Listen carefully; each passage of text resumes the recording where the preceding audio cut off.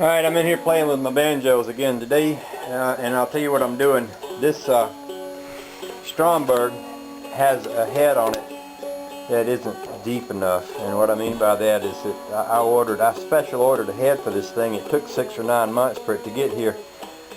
It was a what you call a low crown, and when I put the ring on here, you see how high this ring sits up here. It's got about 1/4 of an inch there, and there's about 1/8 of an inch right here at the base of the neck. The problem with that is that if you fret this thing down here close, it'll actually touch this and it messes this all up. Also, this fifth string is so close to the edge of this little rise right here that you get a little funny buzz out of your fifth string. So what needs to happen is this ring needs to go down more. In order to do that, you need a deeper crown, and the crown is the part of the banjo head right here. Like I say, it took me forever to get this one made. I called up the place where I buy these. They didn't have any of these, and they would have to special order another one, which would be another 6 or 9 months. But they did have this one, which was like about 1/8 inch too large. It's a 11 13/16. The one that's on here is an 11 12/16, and what should probably be on here is, well, that 12/16 works pretty good. I could probably have gone with an 11 11/16 with a medium crown. But instead, I went ahead and got this one. I've taken my grinder, I've marked where each of these bolts are going to go, and I've ground a notch in the edges of the banjo head, not in the plastic part, but in the ring part. My theory is that I should be able to get this down in here. With each one of these notches in here, I should be able to get the bolts to come up past this where they need to come and hook into here.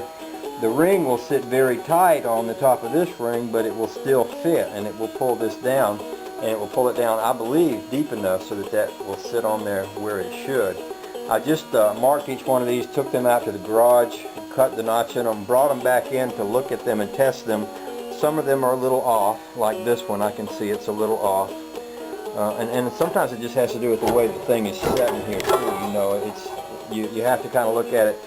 But once I get this done, I'm going to take this head that's on here off, put this one on it, and see if that does what I want it to do. And if it does, I'll be a happy, I started to say happy camper, I'll be a happy banjo player.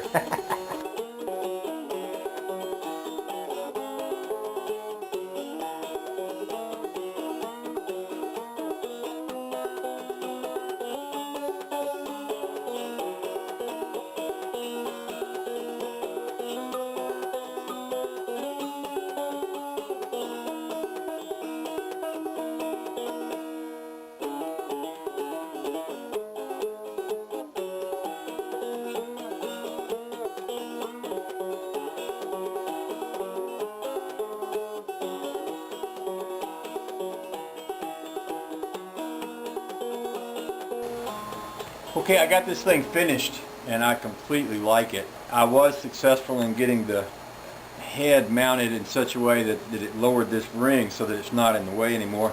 I also mounted it up with this Samson bridge here, which it changes the sound. It's a little heavier, a little thicker bridge.